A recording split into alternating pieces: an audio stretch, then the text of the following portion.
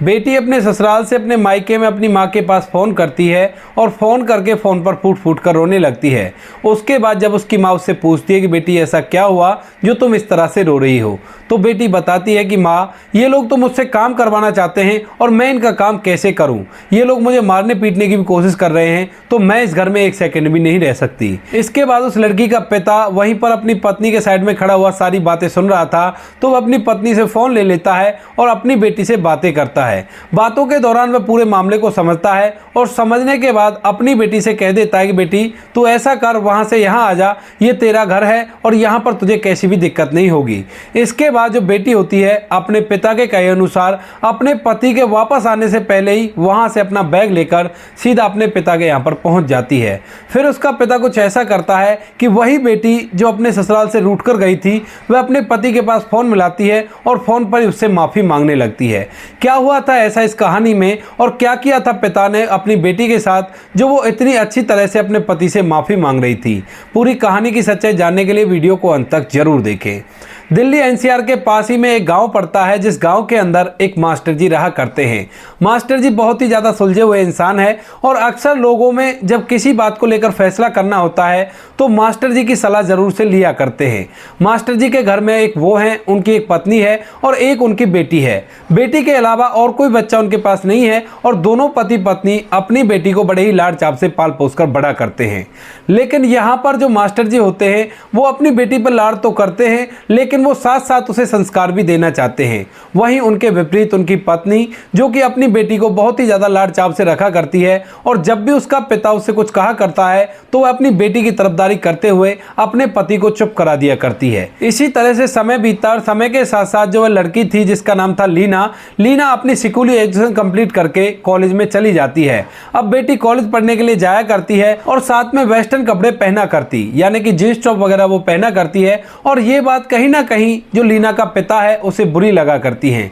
वह अपनी बेटी को समझाने की कोशिश करता है, लेकिन उसकी पत्नी बार बार उसे रोक दिया करती और कहा करती कि हमारी एक ही बेटी है, इसे अच्छे से अपनी जिंदगी जी लेने दो। अब जब वो कहता है कि बिटिया को दूसरे घर जाना होगा और दूसरे घर जाने के बाद इसकी जिंदगी में ये सब कुछ दिक्कत देंगे, तो उसकी पत्नी उसे समझा देती है, कहती है कि कोई बात नहीं, जबकि जब देखी जाएगी। धीरे धीरे समय बीता और समय के साथ साथ उनकी जो बेटी होती है वह कॉलेज के अंदर ही एक लड़के से प्यार करने लगती है। लड़के का नाम होता है राहुल के घर में एक राहुल है, राहुल की छोटी बहन है और उसके माता पिता हैं। राहुल और लीना दोनों एक दूसरे से प्यार करने लगे थे और एक शाम को जो लीना होती है वो अपनी माँ से बैठकर इन सभी बातों को बता देती है और कहती है कि माँ, मैं एक राहुल नाम के लड़के से प्यार करती हूँ और वो भी मुझसे प्यार करता है, तो हम लोगों ने फैसला किया कि क्यों ना हम दोनों एक दूसरे से शादी कर लें। अब इसके बाद माँ ये बात सुन लेती है और शाम के समय जैसे वो अपने पति के साथ आराम कर रही थी तो अपने पति से इन बातों को करने लगती है। अब जैसे लीना का पिता इन सभी बातों को सुनता है तो एकदम से उसे हैरानी होती है,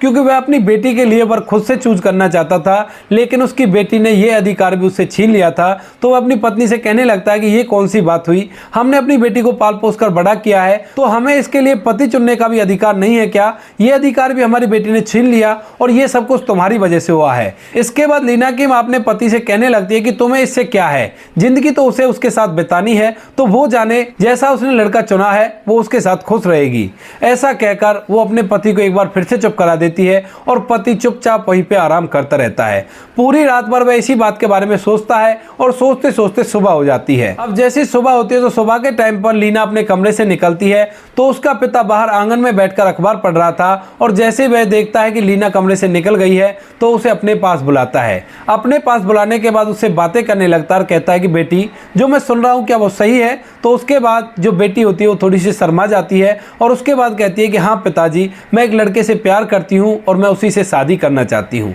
इसके बाद उसका पिता कहता है कि बेटी वो बात तो ठीक है, लेकिन फिर देख लेना तुम्हारा जो फैसला कहीं वो गलत सिद्ध ना हो जाए। तो उसके बाद लीना कहती है कि नहीं पिताजी, राहुल एक बहुत अच्छा लड़का है और मुझसे बहुत ही ज़्यादा प्यार किया करता है। क्योंकि जो पिता था वह जानता था कि उसकी बेटी को घर का कोई भी काम नहीं आता है और जब वह शादी करके दूसरे घर में जाएगी तो कुछ मुसीबतों का सामना उसे करना पड़ सकता है। इसके बाद लीना के कहे अनुसार लीना का जो पिता होता है राहुल से उसकी शादी तय करा देता है और एक निश्चित मुहूर्त निकाल के राहुल की और लीना की शादी हो जाती है। शादी होने के बाद लीना दुल्हन बनकर राहुल के घर जाती है। वहां जाने के बाद लीना सभी के साथ अलग तरह का व्यवहार किया करती और जैसे इस बात को राहुल के घर वाले देखते हैं तो उन्हें ये बात बड़ी बुरी लगती है, लेकिन फिर वो सोचते हैं कि कोई बात नहीं, हो सकता है कि अभी नई नई शादी हुई है तो इसी वजह से इसको एडजस्ट होने में टाइम लग रहा है, तो थोड़ा सा टाइम लगते हैं और उसके बाद शायद ये घर का काम भी संभालने लगेगी और घर वालों से अच्छी तरह से बात भी करने लगेगी। इसी तरह से राहुल की शादी को 6 महीने बीत जाते हैं, लेकिन 6 महीने तक भी लीना ना तो किसी से अच्छी तरह से बात करती है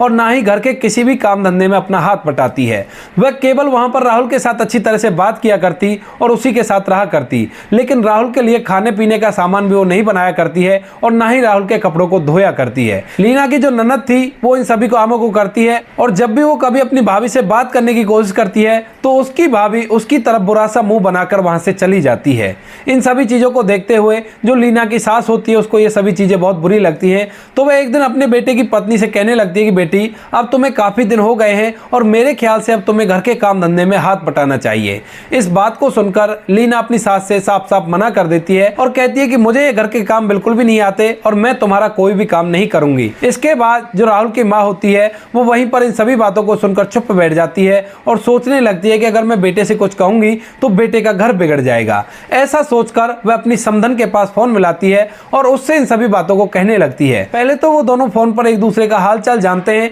और हालचाल जानने के बाद जो राहुल की माँ होती है वो लीना की माँ से कहने लगती है कि आपकी बेटी बिल्कुल भी घर का काम नहीं किया करती, आप थोड़ा सा इसको समझाओ, जो ये घर के काम में हाथ बटाने लगे हम लोग कब तक घर का काम करेंगे, कभी ना कभी तो इसे अपने घर का काम संभालना होगा और अच्छा होगा कि अभी से अपने काम को संभालने लगे। घर के अंदर सुबह सुबह वो हमको चाय बनाकर भी नहीं दे पाती है। अब इस बात को सुनकर जो लीना की माँ होती है वो एकदम से हंसने लगती है और हंसते हुए उससे कह देती है कि बहन जी चाय तो आप बहुत दूर की बात कर रहे हो, मेरी बेटी को तो किचन में पानी उबालना तक भी नहीं आता। तो फिर राहुल की माँ कहती है कि बहन जी वो बात तो आपकी ठीक है, लेकिन इस तरह से समय व्यतीत नहीं होगा, आज नहीं तो कल इसको काम करना ही होगा, तो इसको काम सीखना चाहिए, आप इसको थोड़ा सा समझाइए। लेकिन जो लीना की माँ होती है वो उससे साफ साफ मना कर देती है और कहती है कि हमारी बेटी काम बिल्कुल से नहीं करेगी, आप लोगों के घर का काम है तो आप लोग अपने आप से कीजिए, उसको काम करने के लिए थोड़ी ना तुमसे शादी की है। ऐसा कहकर वो राहुल की माँ को चुप करा देती है। इसके बाद दोनों तरफ से फोन कट जाते हैं और फोन कटने के बाद राहुल की माँ इस बात को लेकर गहन सोच विचार करती है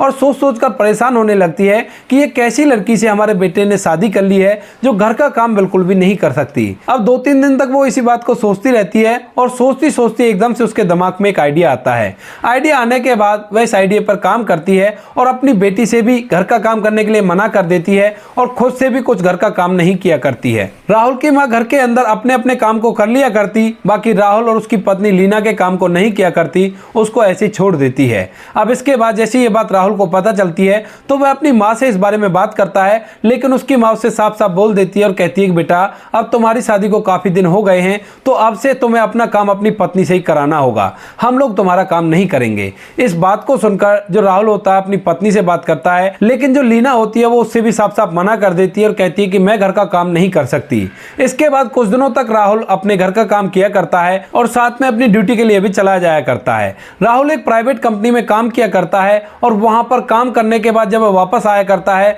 तो वापस आने के बाद भी उसे घर का खाना तक भी बनाना पड़ता है अपने लिए और अपनी पत्नी के लिए। अब 4-5 दिन बाद एक दिन राहुल इन बातों से बहुत ज्यादा परेशान हो जाता है और वह अपनी पत्नी से काम करने के लिए कहने लगता है, लेकिन जो राहुल की पत्नी लीना थी वो फिर से उसे इसी जवाब को देती है और कहती है कि नहीं मैं काम नहीं करूंगी। इसके बाद राहुल उससे कहने लगता है कि ऐसे काम कैसे चलेगा, भले ही हमने लव मैरिज की है लेकिन जिंदगी को बिताने के लिए हम दोनों को एक साथ खड़ा होना होगा और तभी हमारी जिंदगी अच्छी तरह से व्यतीत होगी, तुम्हें घर का काम करना होगा। ऐसा कहकर वो फोर्सफुली उससे कहने लगता है और कहते हुए अपने ऑफिस के लिए चला जाता है। अब दिन के समय में जो लीना होती है वो अपनी माँ के पास फोन करती है और इन सभी बातों को उसे बता देती है। अब माँ इन सभी बातों को सुनकर उल्टा अपनी बेटी को भड़काने लगती है और कहती है कि तू काम बिल्कुल से नहीं करेगी, तुझे कोई नौकरानी बनाकर नहीं भेजा है, तू उस घर की बहू है और तू साफ साफ मना कर देना, मैं भी तो देखूं तुमसे ऐसा काम कैसे करवा सके। इसके बाद दोनों तरफ से फोन कट जाते हैं और लीना घर के अंदर कुछ भी काम ना करते हुए ऐसे ही बैठी रहती है। शाम को जब राहुल ड्यूटी से वापस आता है तो वह देखता है कि घर का सारा सामान ऐसे ही पड़ा हुआ है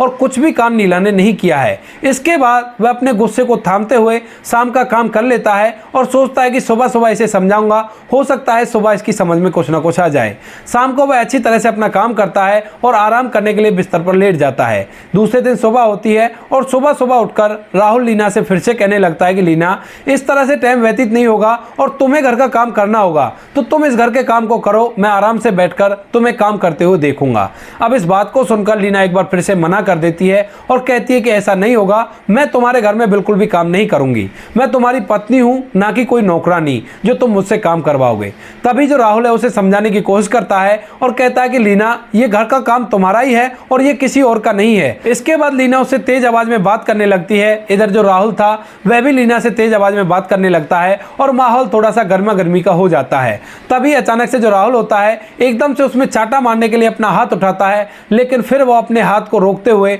वहां से ऑफिस चला जाता है। अब जैसे वो अपने हाथ को पीछे हटाकर वहां से गया था तो इस बात से लीना को थोड़ा सा डर लगता है और वह सोचने लगती है कि अभी तो ये ऑफिस चला गया है, लेकिन वापस आने के बाद मेरे ऊपर हाथ उठा सकता है। तो इसी वजह से वह अपनी माँ के पास फोन करती है और फूट फूट कर उसके सामने रोने लगती है। अब जैसे लीना फोन पर रो रही थी तो लीना की माँ एकदम से उसको चुप कराती है और कहती है कि बेटी, आखिर ऐसी क्या बात है जो तुम इस तरह से रो रही हो। तो उसके बाद लीना पूरी के पूरे घटनाक्रम को अपनी माँ को बताती है और कहती है कि आज तो उसने मुझ पर हाथ भी उठा लिया था, लेकिन किसी तरह से वो अपना हाथ रोककर वहां से चला गया है और शाम को जब वो ड्यूटी से वापस लौटेगा तो हो ना हो वो मुझ पर पिटाई भी लगा देगा। अब इस बात को सुनकर जो लीना की माँ होती है वो उसको और भी ज़्यादा भड़का देती है और कहती है कि अगर ऐसी बात है तो बेटी तू यहाँ पर आ जा, तुझे कैसी भी कोई दिक्कत लेने की ज़रूरत नहीं है। अब यह बात लीना का पिता उसकी माँ के साइड में खड़ा होकर सुन रहा था और जैसे ही वो देखता है कि वो बेटी से यहाँ पर आने के लिए कह रही है तो अपनी पत्नी के हाथ से फ़ोन ले लेता है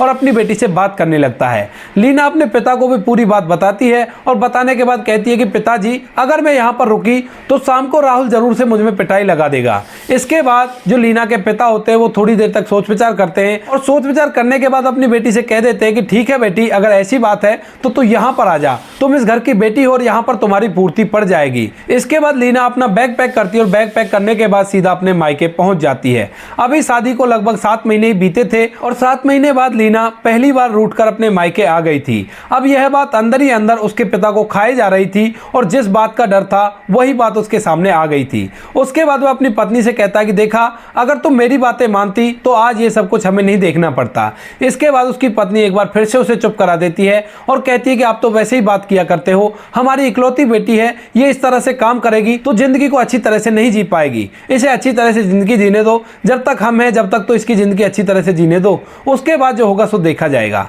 धीरे धीरे शाम हो जाती है और शाम के समय जैसे ही राहुल घर आता है तो घर आने के बाद जब उसे पता चलता है उसकी माँ के द्वारा कि उसकी पत्नी रूठकर मायके चली गई है तो वह अपने कपड़े भी चेंज नहीं करता है और सीधा उसके मायके के लिए निकल जाता है। शाम के समय जो नीना के पिता हैं वो बाहर एक दुकान पर बैठे हुए थे जहां पर अक्सर बुजुर्ग लोग बैठ जाया करते थे और आपस में एक दूसरे से बातें किया करते थे। अब उसी रास्ते से राहुल उनके घर की तरफ जा रहा था तो जो लीना के पिता होते हैं वो एकदम से अपने दामाद को रोक लेते हैं और कहते हैं कि बेटा रुको जरा, मुझे तुमसे कुछ बात करनी है। उसके बाद वो अपने दामाद को लेकर पैदल पैदल वहां से चलने लगते हैं क्योंकि वहां से थोड़ी ही दूर एक सरकारी स्कूल था और उसका एक बहुत बड़ा ग्राउंड था जो अक्सर खाली रहा करता था। वहां पर ले जाते हैं और उससे बातें करने लगते हैं। कहते हैं कि बेटा, जो कुछ तुम्हारे साथ हो रहा है इस बात का मुझे पहले से ही आभास था। अब मेरी बेटी को मेरी पत्नी ने बिगाड़ी इतना दिया है कि उसको काबू करना बड़ा ही मुश्किल हो जाएगा तुम्हारे लिए। तो मैं इसे कुछ सबक सिखाना चाहता हूं और मैं चाहता हूं कि तुम यहां से वापस चले जाओ और उसके कुछ दिनों बाद लीना अपने आप तुम्हारे पास फोन करेगी और तभी तुम उसे आकर ले जाना। अगर तुम फिलहाल उसे मनाने के लिए आ गए तो उसको और भी ज्यादा ऐसा लगेगा कि मेरे बगैर तो ये लड़का रह ही नहीं सकता, तो मैं अपनी मनमानी करूंगी। इस बात को सुनकर जो राहुल होता है वो समझ जाता है कि लीना के पिता उसके हित की बात कर रहे हैं और इसी वजह से वो लीना को अपने साथ ले जाने से मुझे मना कर रहे हैं। तो इसी वजह से राहुल अपने ससुर की बात मानता है और बात मानने के बाद वापस अपने घर चला जाता है। अब घर पर जाकर वह अपने काम को करने लगता है। इधर जो लीना है वो अपने मायके में रूठ कर बैठी हुई है और घर के अंदर आराम से अपनी जिंदगी को व्यतीत कर रही है। अब 1-2 महीने जैसे बीतते हैं तो एक दिन शाम को जो लीना का पिता होता है वह बाहर से आता है और बाहर से आने के बाद लीना की माँ के ऊपर एकदम से हाथ उठा देता है। हाथ उठाने के बाद वह उससे कहता है कि अब मैं तुझे अपने पास नहीं रख सकता और तुझे ये घर खाली करना होगा। अब इस बात को सुनकर जो लीना की माँ है वो एकदम से हैरान है कि इसको आज ऐसा क्या हो गया जो इसने मुझे एकदम से चाटा मार दिया है। वह उससे पूछने लगती है कि क्या हुआ तुम्हें, तुम इस तरह से बिहेव क्यों कर रहे हो, मैंने क्या गलती की है। तो इसके बाद जो लीना का पिता होता है वह अपनी पत्नी से कहने लगता है कि तुम्हारी वजह से हमारी बेटी शादी के बाद भी हमारे घर में बैठी हुई है और मुझे इन सब चीजों का सामना करना पड़ता है। मैं अक्सर जब लोगों के बीच में बैठा करता हूं तो वो मुझे बोलने नहीं दिया करते हैं और बार बार कह दिया करते हैं कि तुम्हारे लाड़ चाप की वजह से तुम्हारी जवान बेटी घर के अंदर बैठी हुई है, तो इसी वजह से तुझ जैसी औरत को अब मैं अपने घर में नहीं रखना चाहता और तू अपना सामान पैक कर और यहां से चली जा। अब लीना जो कि अपने कमरे में बैठी हुई थी वह बाहर इस तरह के शोर शराबे को सुनती है तो एकदम से बाहर आ जाती है और बाहर आकर मामले को समझने की कोशिश करती है। अब उसी दौरान लीना की जो माँ होती है वह घर के अंदर जाती है और घर के अंदर से अपना सूटकेस पैक करके वहां से जाने के लिए तैयार हो जाती है। अब लीना जैसे अपनी माँ को घर से जाते हुए देखती है तो एकदम से वह अपने पिता को समझाने लगती है। कहती है कि पिताजी आप ऐसा क्यों कर रहे हो, अगर मैं यहाँ से चली जाएंगी तो हमारा परिवार पूरी तरह से तबाह हो जाएगा। तो उसके बाद उसके पिता कहते हैं कि बेटी ये हम दोनों के बीच का मामला है, तुम इसमें ना ही बोलो तो ही अच्छा है, हम दोनों पति पत्नी है तो जैसा हम कर रहे हैं हमें करने दो और तुम इस बात में बिल्कुल भी पार्ट प्ले मत करो। तो उसके बाद लीना कहती है कि पिताजी मैं भी इस घर की सदस्य हूँ और आखिरकार मैं आपकी बेटी हूँ, तो आप मेरे होते हुए ये सब कुछ नहीं कर सकते।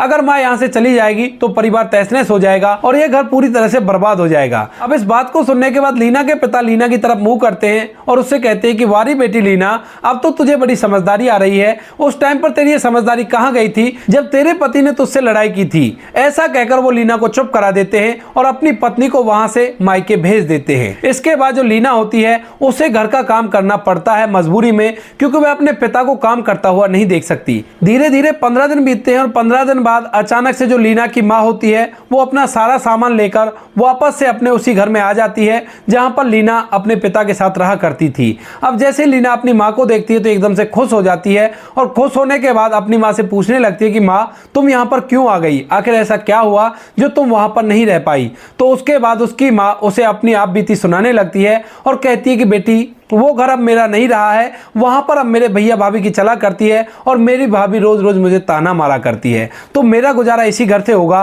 और मैं इसी वजह से यहाँ पर आ गई हूँ। इतनी ही देर में लीना के पिता भी वहां पर आ जाते हैं और लीना की माँ पैर पकड़कर अपने पति से माफी मांगती है और कहती है कि मुझे माफ कर दीजिए, मुझसे बहुत बड़ी गलती हो गई जो मैं रूठ कर यहाँ से अपने मायके चली गई। इसके बाद लीना का पिता लीना की माँ को माफ कर देता है और उसे अपने घर के अंदर रखने लगता है। दोबारा से वो दोनों पति पत्नी इसी तरह से रहने लगते हैं कि जैसे इन दोनों के बीच में कुछ भी नहीं हुआ हो। अब यह सब कुछ जब लीना देखती है तो वह अपने पति पत्नी के जीवन के बारे में सोचने लगती है और सोचती है कि मैंने खामखा अपने जीवन को बर्बाद कर दिया और अब मैं अपने जीवन को इस तरह से नहीं रहने दूंगी। उसके बाद वह अपने पिता के पास जाती है और पिता से अपने पति के पास जाने की बात करने लगती है। कहती है कि बाबूजी अब मैं समझ चुकी हूं कि जिंदगी को कैसे बिताया जाता है और किस तरह से जीवन व्यतीत करना चाहिए, तो मैं अपने पति के पास जाना चाहती हूं। इसके बाद उसके पिता कह देते हैं कि बेटी शादी करने का फैसला तुम्हारा था और रूठ कर आने का फैसला भी तुम्हारा था, तो अगर तुम जाना चाहती हो तो यह फैसला भी मैं तुम पर ही छोड़ता हूं। तुम अपने पति से बात कर लो और दोबारा से उनको बुलाकर उनसे माफी मांगकर